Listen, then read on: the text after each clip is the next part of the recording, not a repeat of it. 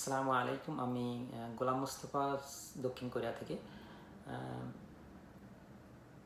আপনারা চাইলে এখন দক্ষিণ কোরিয়াতে ভাষা শিক্ষা ছাড়াই প্রবেশ করতে পারবেন এবং খুব অল্প সময়ের মধ্যে। এই আলোচনা যাওয়ার আগে আমার বলে রাখা ভালো যে আমরা যারা কোরিয়াতে আসি তার বেশিরভাগই E9 ভিসায় এসে থাকি এবং এই E9 ভিসায় আসার জন্য আমাদের একটা লম্বা একটা সময় চলে যায়। ভাষা পড়া, তারপর ভাষা পারদর্শী, লটারিতে উত্তীর্ণ, স্কিল টেস্ট, এগুলো সব মিলিয়ে ওভারঅল অনেকটা সময় চলে যায়। এই জন্য দেখা যায় যে আবার পাশ করার পরেও অনেকেই আসতে পারে না। সেজন্য খুব অল্প এবং দ্রুত সময়ে কোরিয়াতে প্রবেশের জন্য একটা সুবর্ণ সুযোগ, সেটা হলো স্টুডেন্ট ভিসা বা D2 ভিসা। আপনারা চাইলে এখন স্টুডেন্ট ভিসা অথবা D2 ভিসায় কোরিয়াতে আসতে পারবেন অতি অল্প সময়ের মধ্যে। সেজন্য কি কি লাগবে, তার জন্য যা লাগবে সেটা হলো, এক নাম্বার হলো আপনাকে অবশ্যই এইচএসসি পাস হতে হবে এবং এইচএসসি পাস করার পরে আপনাকে 2 নাম্বার রিকোয়ারমেন্ট হলো আইএলস অথবা ডুওলিঙ্গো, তারপর টফেল, এগুলো আছে। আইএলসে আপনাকে অবশ্যই ন্যূনতম 5.5 পাইতে হবে, ওভারঅল পাইলে হবে। এবং এই 5.5 পাইলে আপনি অতি অল্প সময়ের মধ্যেই প্রবেশ করতে পারবেন কোরিয়াতে স্টুডেন্ট ভিসার মাধ্যমে।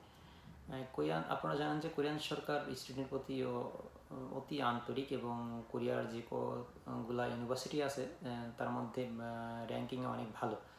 বিশ্বে যতগুলো ইউনিভার্সিটি আছে কোরিয়ার তার মধ্যে কয়েকটা ইউনিভার্সিটি সবসময় থাকে। এই জন্য আপনারা এখন চাইলে খুব সহজেই স্টুডেন্ট ভিসায় আসতে পারবেন। সেটা হলো 2 বছরের ডিপ্লোমা, তারপর যারা 4 বছর মেয়াদি অনার্স কোর্স করতে পারবেন এবং যারা মাস্টার্স করে আসছেন এখানে এসে মাস্টার্স করতে পারবেন।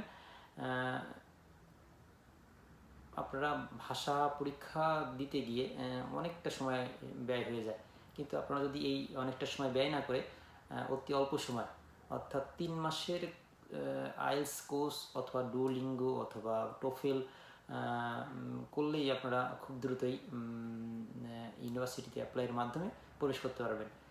এটা একটা অনেক বড় একটা সুযোগ। তাই আমরা যারা এইচএসসি পাস করে আছি তারা যদি দ্রুত সময়ের মধ্যে আসতে চাই তাহলে সময় ব্যয় না করে আপনারা আইএলস ভর্তি হয়ে যেতে পারবেন 3 মাসে একটা কোর্স করেই। 5.5 অর্থাৎ ন্যূনতম যারা ইংলিশ জানে তাদের জন্য এটা 5.5 খুবই সহজ এবং 5.5 পাইলে আপনি 4 থেকে 6 মাসের মধ্যে ইউনিভার্সিটিতে অ্যাপ্লাইয়ের মাধ্যমে চলে আসতে পারবেন।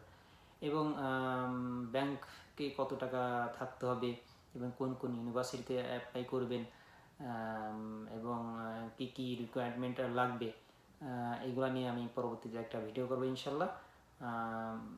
ভালো থাকবেন, আমার জন্য দোয়া করবেন। আসসালামু আলাইকুম রহমতুল্লাহি ওয়া বারাকাতুহু।